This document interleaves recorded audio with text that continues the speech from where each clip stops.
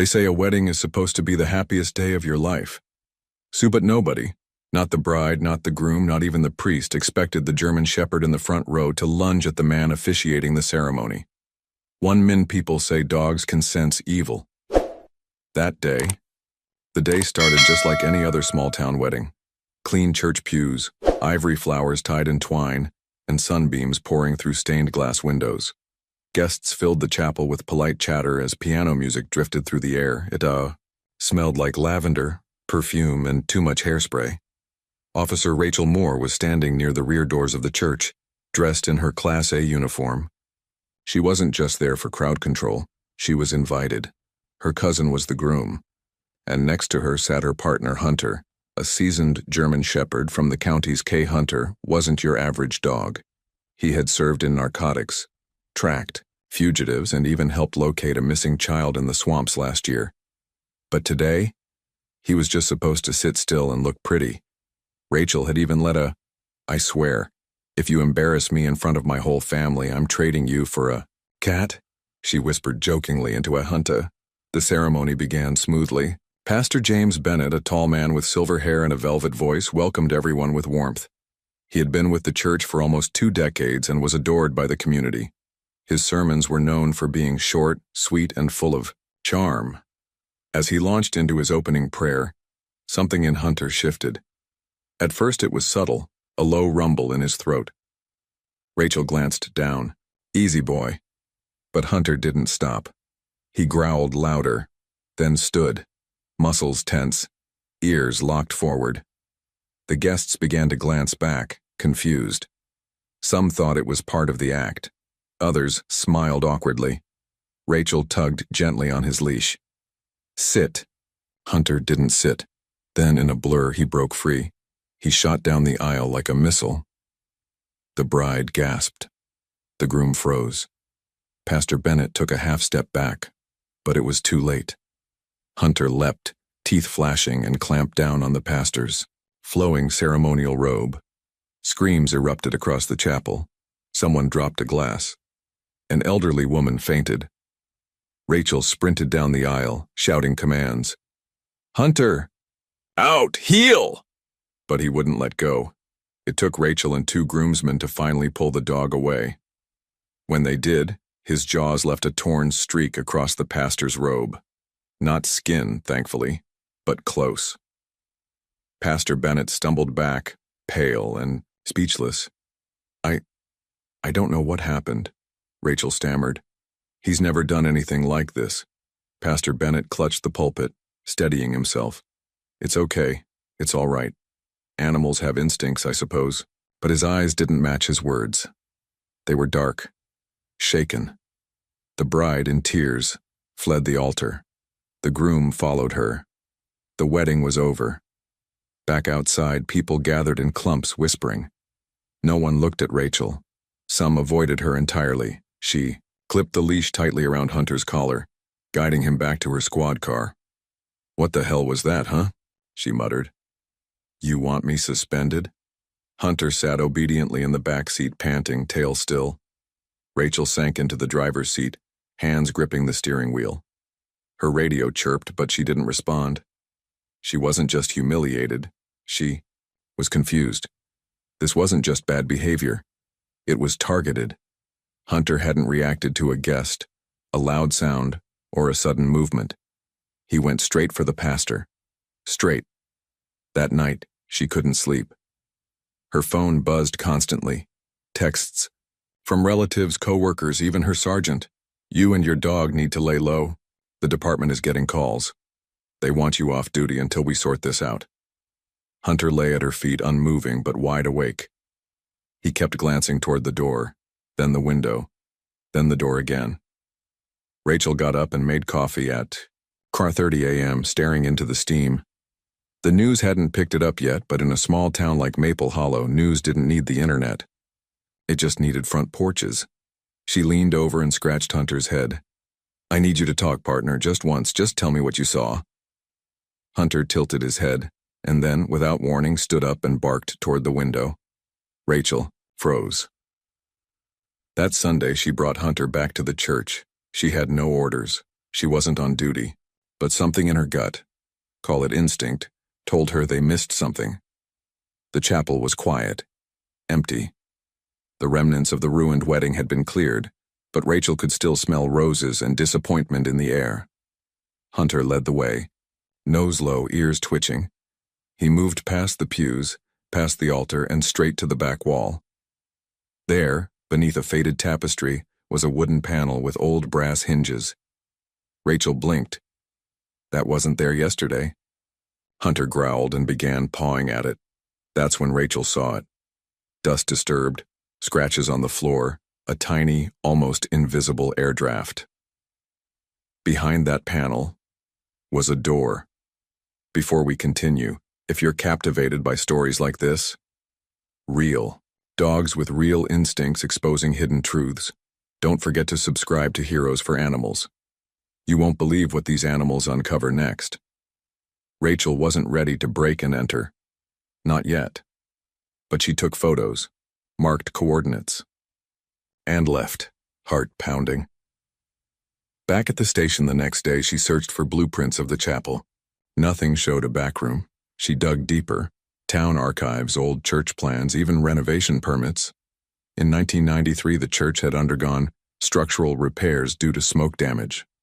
No explanation, no photos, just one line: reinforcement of subaltar, foundation due to fire incident.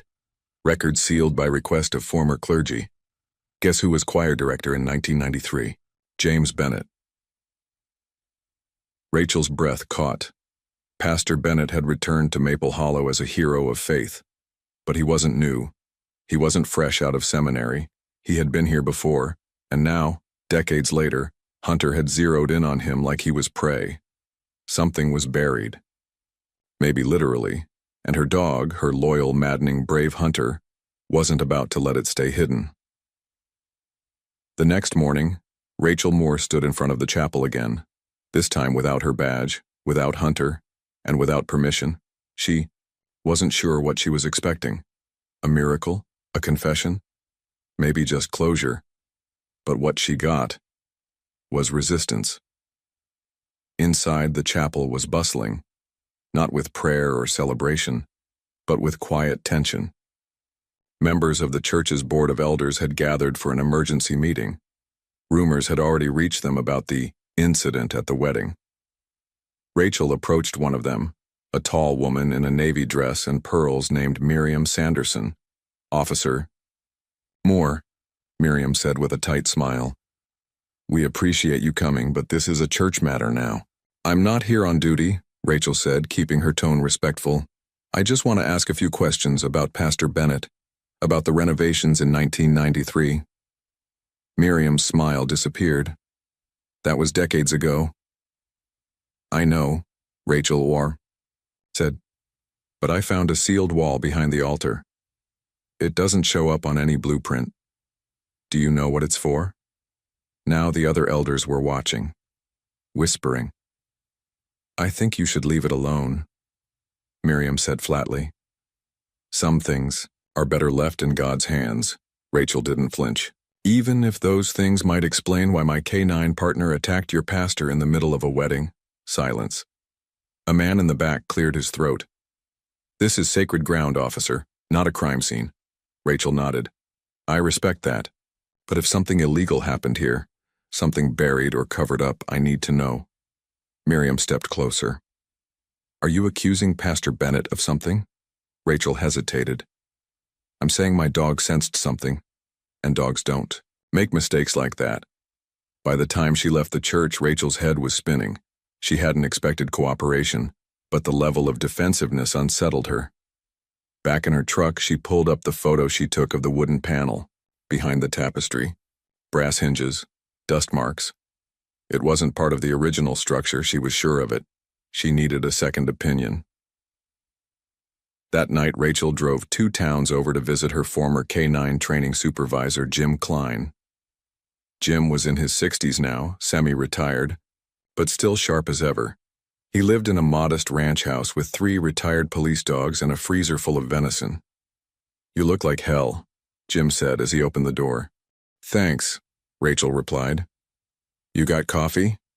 Jim poured 2 mugs and sat across from her at the kitchen table. She laid out everything: Hunter's attack, the sealed chapel wall, the missing blueprints. "Let me ask you something," Jim said. "When Hunter went for that pastor, did he hesitate?" "Not for a second," Rachel said. Laser focus. Like he already knew. Jim scratched his chin. "Then it wasn't aggression. It was identification." Rachel blinked. "What do you mean?" "I mean, he smelled something on that man, something he recognized, and something bad." Rachel returned home close to midnight. She sat in the dark for a long time, thinking. She could go to the chief and request a warrant, but with no hard evidence, she'd be laughed out of the station. She had one card left to play. The next morning, she called a friend from high school, Eli Torres, now a freelance contractor with a license for structural inspections. He owed her a favor. She asked him to meet her at the chapel. No questions asked. "What are we looking for?" Eli asked as they stood inside the sanctuary. "That panel right there," Rachel pointed. "Behind the altar." He examined it with a flashlight and a stud finder. "It's hollow. Someone sealed off a room." He tapped the wall again. "Want me to cut it open?" Rachel hesitated. She had no badge, no warrant, no backup. Just a gut feeling. "Yes," she said. "But be quick." The wooden panel came off easier than expected.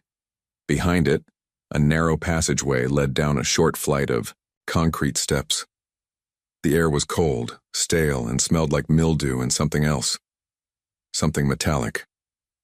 Rachel turned on her phone flashlight. The beam flickered across dust-covered boxes, rusted choir stands, and old hymnals rotting in the damp. And then in the far corner of the hidden room, she saw it. A row of wooden cubbies. 6 of them, each the size of a child's closet. One was open. Inside was a tattered white robe, and what looked like a name tag sewn onto the collar. Rachel stepped closer. L. Bennett. Her breath caught. Before she could process what she'd found, a voice behind her snapped her out of it. "You're not supposed to be here." She turned. "Pastor." Bennett stood at the top of the stairs. He wasn't smiling. Rachel froze. "Pastor," she said carefully. "I can explain." "No need," he said, stepping down slowly. "I know exactly what you're looking for." Rachel's hand drifted toward her belt, but there was no weapon there today. She wasn't wearing the badge. Bennett's voice dropped. "I thought I burned it all, but I guess something always stays behind." "What is this place?" Rachel asked. He didn't answer. Instead, he looked at the open cubby. "You know," he said softly, "they sang like angels, until they didn't." Rachel's stomach turned. "Who?" "Choir girls," Bennett said. 6 of them. They trusted me." A long silence passed. "I tried to help them see the light. Tried to cleanse their sins, but the town didn't want to know." Rachel's voice shook. "So you buried them under the church?" "No," he said with a smile that chilled her blood. "The fire buried the evidence. I just kept the room as a reminder." She stepped back toward the stairs. "I'm calling this in." "I don't think you will," Bennett said. "Because you broke in. No badge, no backup, no warrant." Rachel's pulse pounded in her ears. But then, footsteps above, and a low, familiar growl. Hunter.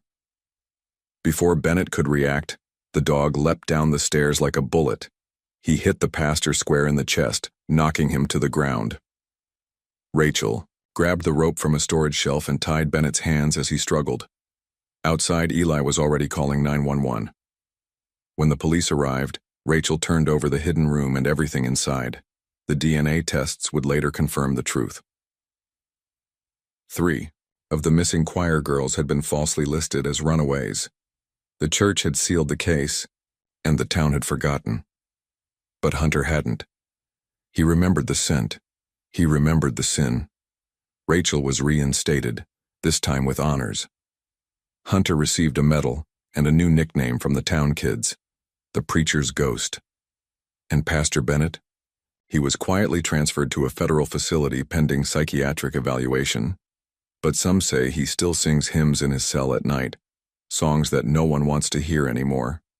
For a while, it seemed like justice had finally found its footing in Maple Hollow. Pastor James Bennett was in custody.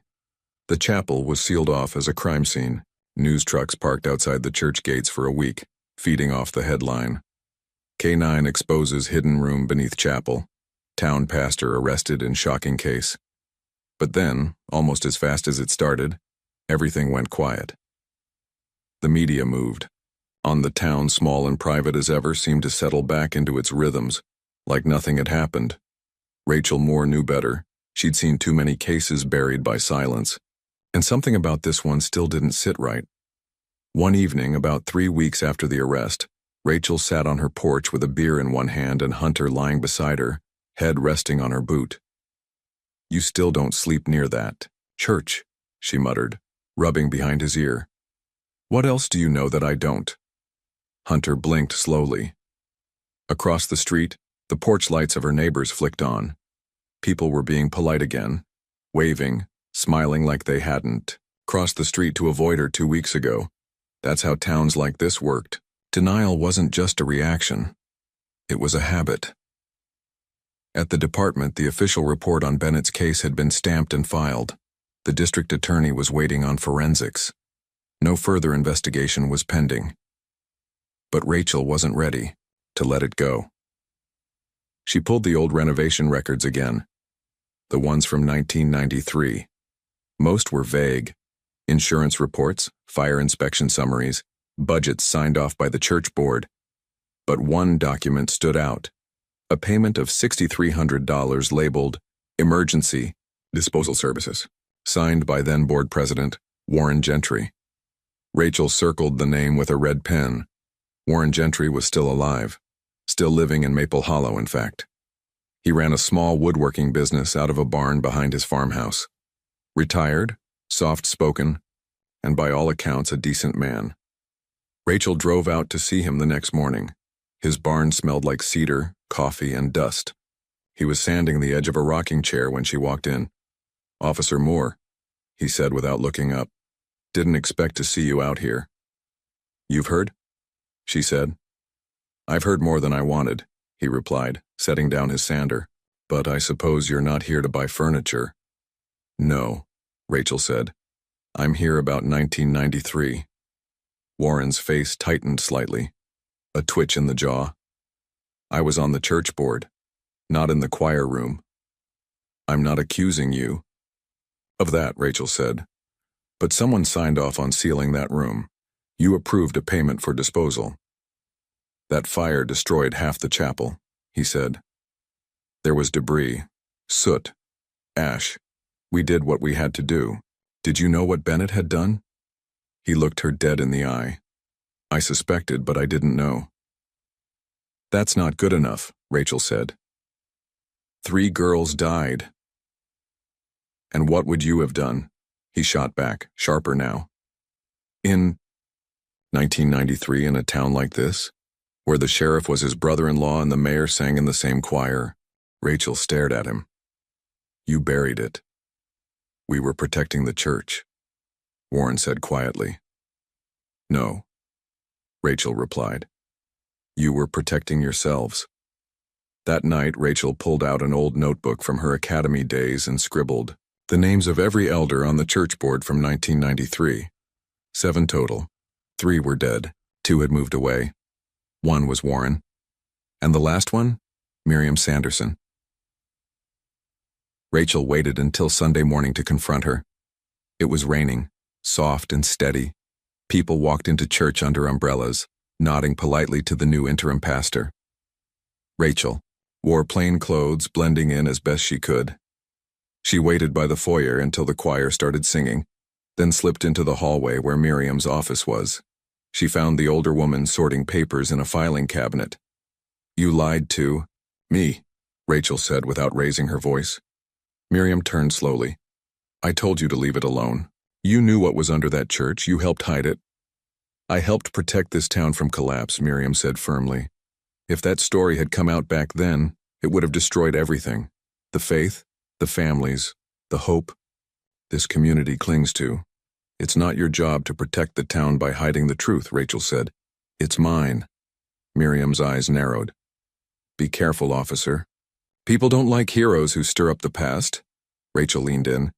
No, but they love dogs who do. Back home, Rachel opened the file she'd been building in secret.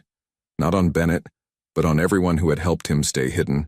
She had timelines, church records, donation logs, even an anonymous letter she found in the county library archive from a former choir member, written in 1995.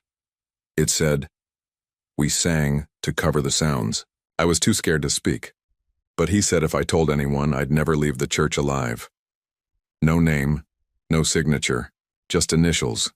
A.R. Rachel didn't recognize them at first. Then she looked back at the current choir roster. Angela Redding, church, secretary. Still employed, still singing every Sunday. She met Angela in the parking lot after the next choir rehearsal. Angela was in her 40s now, with a soft face and tired eyes. When Rachel approached, she stiffened. "I just want to talk," Rachel said. Off the record. Angela looked around. "I have 10 minutes. They sat in the front seats of Rachel's truck, windows rolled up as rain tapped gently against the windshield. "I wrote that letter," Angela admitted, voice shaking. "I was 14. He told us we were chosen, that it was sacred." "And the others?" Angela swallowed hard. "We knew something happened, but then the fire started and everything was gone." "Did you tell anyone?" "My mother. She slapped me and told me never to speak of it again." Rachel's heart broke quietly. Angela added, "After the fire, the board paid for my therapy. In exchange, I signed something I didn't understand." "An NDA?" Angela nodded. "But it wasn't about money. It was about shame." Rachel left the meeting with one goal. She couldn't change the past, but she could drag it into the light.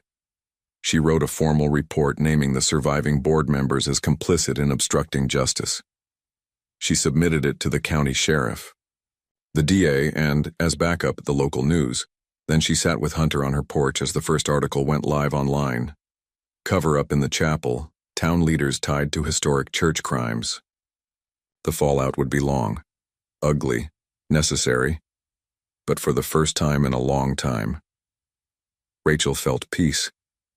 Hunter looked up at her, tail wagging just once. "Good boy," she said softly. "We're not done yet." By the time the second news article dropped, the town of Maple Hollow wasn't just whispering. It was bracing for impact. Rachel Moore watched it unfold from the sidelines, the kind of quiet unraveling that didn't come with shouting or sirens, just polite cancellations, sudden retirements, and a few unexplained medical leaves. Hunter, always attuned to her mood, stuck close. He'd become her shadow, padding across the kitchen floor while she poured coffee at sunrise, tail curled near her boots while she scribbled notes by flashlight at 2 a.m. But even with all she'd uncovered, the hidden room, the complicity of the church board, the trauma of Angela Redding, Rachel knew one thing. She was still missing the big picture. This wasn't just about one corrupt pastor. This was about how he'd been allowed to keep going. The morning after the second article published, Rachel got a call from someone she hadn't spoken to in years. "Rachel, it's Kevin Troy, from the academy." Kevin had taken a different path after graduation. She joined the K-9 unit. He went federal, a compliance investigator for the State Office of Religious Licensing. "Hell of a story coming out of your town," he said. "Caught our attention in the Capitol." "Your office didn't already know?" Rachel asked. "That's the thing," Kevin said. "We don't have a record of Pastor Bennett ever being officially reassigned after 1993. "You mean the transfer back to Maple Hollow?" "There was no transfer in our system," Kevin replied. "No reinstatement paperwork. It's like he never existed between 1993 and 2008. Rachel sat up straight. "So how did he end up preaching again?" "That's what I'm calling about. We think someone manually overrode the files, and the paper trail ends at the regional diocese office." Later that day, Rachel drove 2 hours north to the state diocese center. A squat gray building tucked behind a Methodist hospital. The receptionist smiled politely, but stiffened when Rachel showed her badge and mentioned Pastor James Bennett. "I'll get Director Lyle," she said quickly. Director Martha Lyle was a short woman with strong glasses and a no-nonsense expression. She didn't offer coffee. She didn't ask about the weather. "What exactly are you looking for?" she asked, as Rachel sat in her office. "I want Pastor Bennett's personnel file," Rachel said, "and anyone who signed off on his return to Maple Hollow." Lyle hesitated. "Those records are sealed." "Why?" "Because they were part of a legal mediation in 1994. All contents protected by non-disclosure agreements." Rachel leaned forward. 3 girls were murdered, hidden under a church, and the man responsible was allowed to return to ministry. "Are you telling me your office helped make that happen?" Lyle shifted in her chair. "I didn't say that." "Then unseal the file." "I can't." Rachel stood. "Then I'll get a subpoena." Lyle didn't blink. "Do that." Outside in the parking lot, Rachel sat in her truck and stared at the building. She wasn't just up against a town anymore, she was up against a system. And systems were good at burying things. That night, back home, Rachel poured herself a stiff drink and sat on the floor with Hunter. "You know," she muttered, "if you hadn't barked at him that day, none of this would have come out." Hunter looked up with soft, alert eyes. He was calm now, but still slept with one eye open, especially near the front door. Something about the case had left a mark on both of them. Rachel reached for her old case binder, now stuffed with documents, notes and maps, and flipped back to the beginning. She paused at a photo she'd printed weeks earlier, a wide shot of the chapel's original foundation, taken from the 1980 county property survey. Something caught her eye, a handwritten annotation in faded ink near the crawl space under the altar. Entry sealed per 1981 order. Contact W. Halbrook, Archdiocese Security. Halbrook. She grabbed her laptop. A few late-night searches revealed a name. Walter Halbrook, head of private security for the state archdiocese from 1979 to 1992. Still alive. Living in a veteran's home outside Savannah. The next morning, Rachel made the 6-hour drive. The facility was clean, quiet, surrounded by pine trees and birdsong. An aide led her to a small room where an elderly man sat in a recliner, wearing suspenders and a Braves cap. "Mr. Halbrook?" she asked. He turned, eyes cloudy but sharp. "You're not a nurse." "I'm Officer Rachel Moore. I'm investigating the case involving James Bennett. You might remember him." He didn't answer right away, but then he said, "You're the one with the dog." Rachel blinked. "How do you know that?" "It's been on the news. Good dog. Smells guilt, doesn't he?" Rachel sat down. "I need to know what you covered up." Halbrook chuckled, then coughed. "We didn't call it covering up back then, we called it containment. Keep the scandal from spreading." He looked out the window. Bennett wasn't the first, just the worst. There were whispers even before the fire. But when that church went up, we thought we had a clean break. So we sealed the files, moved him off the books. Rachel's stomach turned. "You made him disappear." Halbrook didn't deny it. "We thought we were protecting the faith. What we really did was bury the rot deeper." Rachel's voice dropped. "I need proof." Halbrook reached beside his chair and pulled out a thin manila envelope. "You're not the first person to come looking," he said, "but you might be the first who won't walk away." Inside the envelope was a photocopy of a memo dated October 1993, addressed to Halbrook from a member of the Archdiocese legal team. The subject line read, "Pastor James Bennett, Incident Suppression and Personnel Relocation." The memo outlined a coordinated plan to suppress local media, falsify seminary records, and quietly reassign Bennett after a matter of internal misconduct. And in the corner, scribbled in pen, "Future risk if locals reinvestigate. Burn physical copies." Rachel folded the paper carefully. "You kept this all these years?" she asked. Halbrook nodded. "Some sins don't deserve forgetting." That night, Rachel scanned the document and sent it to the district attorney and the press. By dawn, the headline hit every major feed. Official memo reveals church plot to hide predator pastor. The fallout was swift. The regional diocese director was placed on leave. Lawsuits were filed. Phone lines at the police station rang off the hook, but even in the chaos, Rachel felt something new. Closure. Back on her porch, Rachel sipped black coffee as Hunter dozed beside her. The wind rustled the trees, and somewhere a church bell rang. In the distance, soft, ghostly, almost apologetic. "Still think I should have gotten a cat?" she asked, glancing at her partner. Hunter's ears perked once. Then he yawned and rolled over. Rachel smiled. They weren't done yet. But they were, getting close. The scandal had gone national. It was on the local news, then cable, and now podcasts. People in other towns were asking, how could something like this happen for so long in plain sight? But for the people of Maple Hollow, the question wasn't how, it was, who knew? The chapel remained under police control. Church services were relocated to a community hall, and the stained glass windows were boarded up like the crime scene they now were. But in Rachel Moore's gut, something still wasn't finished. Yes, Bennett was in custody. Yes, the documents proved a cover-up. Yes, the state and church officials were finally under fire, but the story wasn't complete. Because one thing still haunted her. There were supposed to be 6 girls. Only 3 sets of remains had been found. Rachel stood in the chapel's shadow, Hunter at her side. It was a brisk Monday morning in early fall. Wind carried the scent of damp leaves and smoke from a neighbor's chimney. They had walked this route nearly every morning since the arrest, and Hunter always paused here, right at the steps, ears forward, nose twitching. "Still something in there?" Rachel asked. He didn't bark. He didn't growl. He just watched the door like it owed him an answer. Back at the precinct, Rachel opened her case binder again.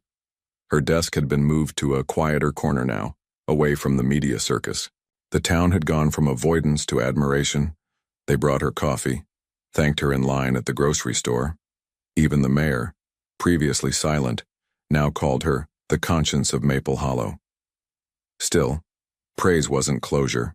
She laid out the victim profiles on the desk, partial as they were. The girls had names, ages, choir positions, but no full stories. Their parents were either dead, missing, or refusing to speak. Except for one name she kept coming back to, Emily Reese. Age: 13, last seen March 1993. No death certificate, no recovery. Just gone. She took another trip to the library. This time not to scan legal records, but local yearbooks, church directories, school attendance sheets. Emily had been in the 8th grade. Straight A student. Played flute. Loved dogs. One note in the PTA newsletter from '92 caught her attention. "Congratulations to Emily Reese for being accepted into the spring church recital group. We can't wait to see you shine, sweet girl." That recital never happened. It was scheduled 2 days after the fire. Rachel sat back in her chair. There had to be something more. She called Angela Redding again, the former choir girl who had confessed everything in Rachel's truck. Angela hesitated before picking up. "I've already told you everything," she said softly. "I don't think that's true," Rachel replied. A pause. Then, "Come by. Back porch. After 6. Angela's." Backyard was modest. Old swing set, plastic chairs, wind chimes hanging from a gutter. Her teenage son played basketball in the driveway, earbuds in. Angela poured 2 lemonades and sat on a bench. "I've been thinking about her too," she said without prompting. "Emily." "Why wasn't she listed as a victim?" Rachel asked. "Because she wasn't found," Angela said, "and because some people hoped she never would be." Rachel leaned in. "What do you mean?" Angela looked at her lap. She was different, stronger, didn't fall for the lies like we did. She fought back. One night, after practice, she kicked him, Broke his nose, I remember the blood. Rachel's pulse spiked. What happened then? They told us she ran away, Angela whispered, but I always thought she escaped. Rachel's mind reeled. Do you have any idea where she could have gone? Angela looked up, tears in her eyes. She used to talk about an aunt, someone who lived off-grid. Said if things ever got bad, she'd go there. Somewhere near the state line by the old cranberry bogs. Rachel spent the next day combing public records. Most of the old property listings had been digitized, and after an hour of searching the border between their county and neighboring Jasper, she found something. Ava Langston, listed as Emily's. Maternal aunt owned a 12-acre parcel near the disused cranberry fields. No phone number, no email, just a postal box and a land deed that hadn't changed hands in 30 years. Rachel grabbed her keys, whistled for Hunter, and drove east. The house was tucked deep into the trees, past a gravel path littered with pine needles and moss-covered mailboxes. It wasn't much, just a small log cabin with a tin roof, an old swing on the porch, and a rusted truck in the drive. Rachel stepped out, badge in one hand, leash in the other. Hunter sniffed the air, tail slowly wagging. She knocked. Nothing. She knocked again. The door creaked open an inch. An older woman stood in the shadow. Gray hair tied back.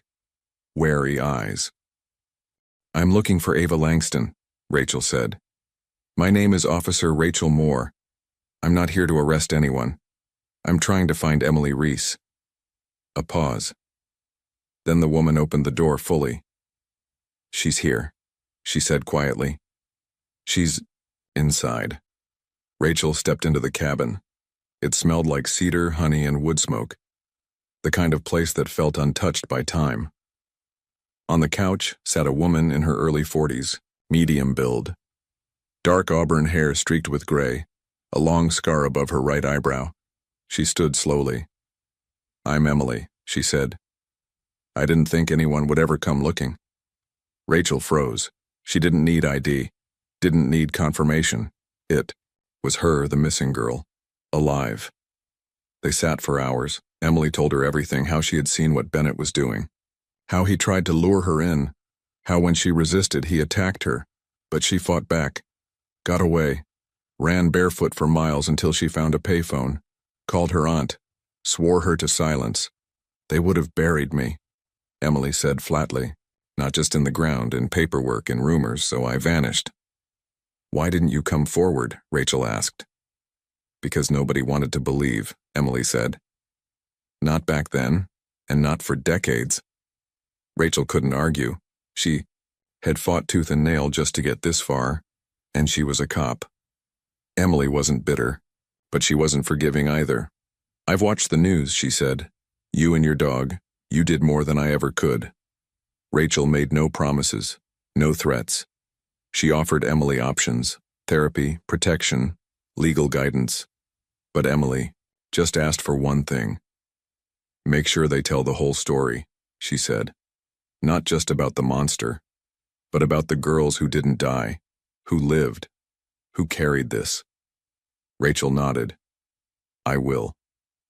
2 weeks later, a national documentary aired. The choir girl who survived featured Emily's voice, distorted, her face shadowed, but her words real.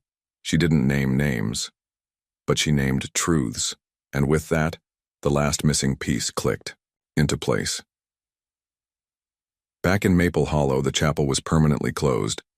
A memorial garden took its place, built by volunteers.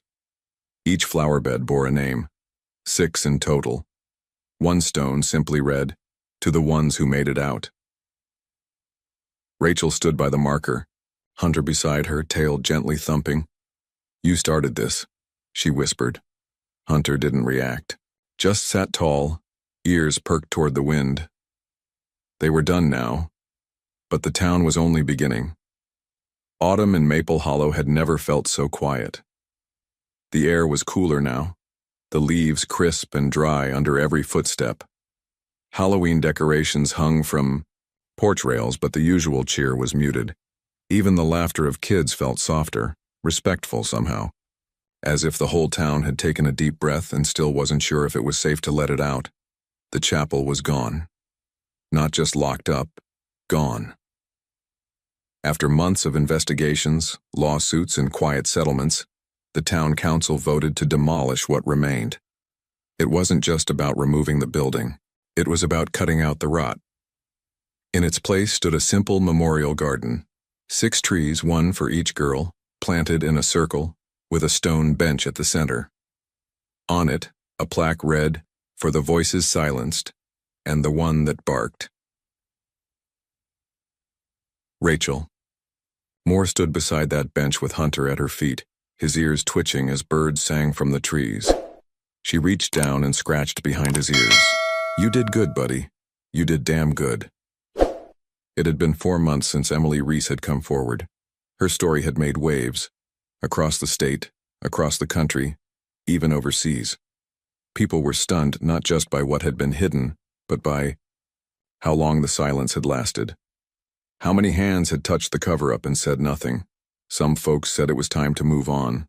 Others, including Rachel, believed the time to face the truth was only just beginning. In the weeks that followed Emily's public statement, more ripples spread. 2 more survivors came forward. Women in their late 30s, one living in California, the other in Ohio. Both had ties to Maple Hollow. Both had choir photos with Bennett in the background. Both had scars that never made the news. They confirmed what Emily had already said. Bennett had tried to silence them. The church had ignored them. And they had lived in fear ever since. Rachel helped connect them with therapists, legal aid, and, most importantly, each other. What began as tragedy was turning, and slowly, into a network of healing. Hunter became something of a local celebrity.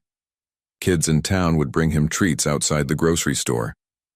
One bakery made a K9 hero cookie, in the shape of a German shepherd, and Rachel had to politely tell them Hunter wasn't supposed to eat sugar. He didn't seem to mind. He just liked the attention. One day at a town hall event, a boy no older than 8 walked up to Rachel and asked, "How did your dog know what nobody else did?" Rachel knelt beside him. "Because dogs listen with more than their ears," she said. "They feel things we try to ignore." The boy nodded solemnly, then gave Hunter a hug. But beneath the warmth and closure there was still a weight Rachel carried, because even with the press coverage, the lawsuits, and the garden, not everyone wanted the full truth. The diocese issued a formal apology, carefully worded, vetted by lawyers, designed to sound remorseful without admitting guilt. The state launched an ethics review of its religious licensing board, but no criminal charges were filed beyond Bennett's. And some townspeople, the old guard, the deeply devout, the ones who sat in the front pews every Sunday for 40 years, still looked at Rachel like she had ruined something sacred, as if she had brought the darkness instead of exposing it. One evening, Rachel sat on her porch with Hunter, the last light of the sun slipping behind the trees. She held a letter in her hand, an official offer from a neighboring county to head their new special investigations unit. Better pay, newer equipment, and a K9 division that wanted to put her in charge. It was everything she'd worked for. But her eyes kept drifting back to Maple Hollow's darkened Chapel Hill, now just grass and earth. Hunter lifted his head. "You think we should go?" she asked him. He didn't answer, of course, just looked at her, calm and waiting.